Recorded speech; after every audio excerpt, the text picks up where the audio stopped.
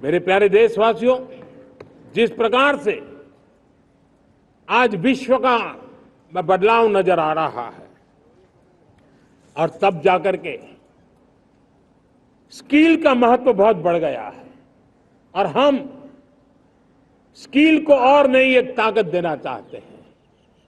हम इंडस्ट्री 4.0 को ध्यान में रख करके हम स्किल डेवलपमेंट चाहते हैं। हम जीवन के हर क्षेत्र में, हम एग्रीकल्चर सेक्टर में भी कैपेसिटी बिल्डिंग करने के लिए स्किल डेवलपमेंट चाहते हैं। हम तो हमारा सफाई का क्षेत्र हो, उसमें भी एक नए स्किल डेवलपमेंट की ओर बल देना चाहते हैं। और हम स्किल इंडिया प्रोग्राम को बहुत व्यापक रूप से इस बार लेकर के आए हैं। बजट में भी इसका बहुत बड़ा, इस बजट में इंटर्नशिप को भी हमने बल दिया है ताकि हमारे नौजवानों को एक एक्सपीरियंस मिले, उनकी कैपेसिटी बिल्डिंग हो और बाजार में उनका ताकत दिखाई दे। उस प्रकार से मैं स्किल युवाओं को तैयार करना चाहता हूं। और जैसे कई बार, और दोस्तों, आज विश्व की परिस्थिति को देखते हुए मैं साफ साफ देख रहा हूं कि भारत का स्किल्ड मैन पावर जो है, हमारा स्किलफुल जो नौजवान है, वो ग्लोबल जॉब मार्केट में अपनी दमक बनाए। हम उस सपने को लेकर के आगे चल रहे हैं। साथियों, विश्व जिस तेजी से बदल रहा है, जीवन के हर क्षेत्र में साइंस और टेक्नोलॉजी का महत्व बढ़ता चला जाने वाला है। हमें साइंस को बहुत बढ़ देने की आवश्यकता है।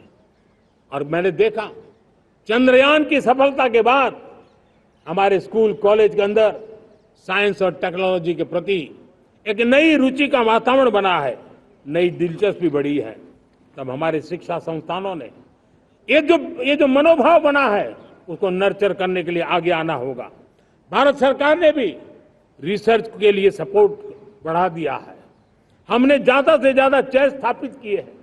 हमने नेशनल रिसर्च फाउंडेशन बना करके हमने उसको एक कानूनी परिवेश में ला करके स्थायी रूप से एक व्यवस्था विकसित की है ताकि रिसर्च को लेकर के निरंतर बल मिले और ये रिसर्च फाउंडेशन उस काम को करे।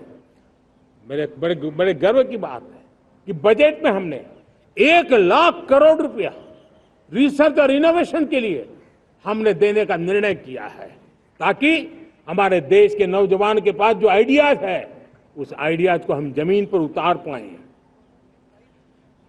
साथियों, आज भी हमारे देश में मेडिकल एजुकेशन के लिए हमारे बच्चे बाहर जा रहे हैं। वैसा कहा मैंने, वो ज्यादातर मध्यम वर्गीय परिवार के हैं, उनके लाखों करोड़ों रुपए खर्च हो जाते हैं। और तब जाकर के हमने पिछले 10 साल में मेडिकल सीटों को करीब करीब 1 लाख कर दिया। आज मैं करीब 25,000 युवा हर साल विदेश में मेडिकल एजुकेशन के लिए जाते हैं। और ऐसे ऐसे देश में जाना पड़ रहा है, कभी कभी जो मैं सुनता हूं तो हैरान हो जाता हूं। और इसलिए हमने तय किया है कि अगले 5 साल में मेडिकल लाइन में 75,000 नई सीटें बनाई जाएगी। मेरे प्यारे देशवासियों, विकसित भारत 2047 वो स्वस्थ भारत भी होना चाहिए। और जब स्वस्थ भारत हो तो आज जो बच्चे हैं उनके पोषण पर आज से ही ध्यान देने की जरूरत है। और इसलिए हमने विकसित भारत की जो पहली पीढ़ी है उनकी तरफ विशेष ध्यान दे करके हमने पोषण का एक अभियान चला है। हमने राष्ट्रीय पोषण मिशन शुरू किया है। पोषण को हमने प्राथमिकता दी है।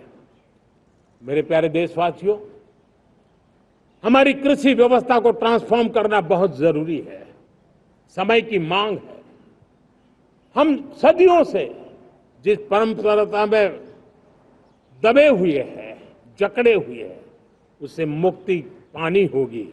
और हमारे किसानों को उसके लिए हम मदद भी दे रहे हैं। हम उसको ट्रांसफॉर्म करने की दिशा में लगातार काम करते आए हैं। आज आसान ऋण दे रहे हैं किसानों को। टेक्नोलॉजी की मदद दे रहे हैं। किसान जो पैदावार करता है उसको वैल्यू एडिशन के लिए हम काम कर रहे हैं। उसके लिए मार्केटिंग के लिए पूरा प्रबंध करते हैं ताकि उसको एंड टू एंड हर जगह पे हैंड होल्डिंग की व्यवस्था हो। उस दिशा में हम काम कर रहे हैं। आज जब धरती माता के प्रति सारा विश्व चिंतित है, जिस प्रकार से उर्वरक के कारण हमारी धरती माता की शहद दिनों दिन बिगड़ता जा रही है, हमारी धरती माता की उत्पादकता क्षमता खत्म होती चली जा रही है, कम होती चली जा रही है। और उस समय मैं मेरे देश के लाखों किसानों का आभार व्यक्त करना चाहता हूं जिन्होंने प्राकृतिक खेती का रास्ता चुना है और हमारी धरती माता की सेवा करने का भी उन्होंने बीड़ा उठाया है। और इस बार बजट में भी हमने प्राकृतिक खेती को बल देने के लिए बहुत बड़ी योजनाओं के साथ बहुत बड़ा बजट में प्रावधान किया है।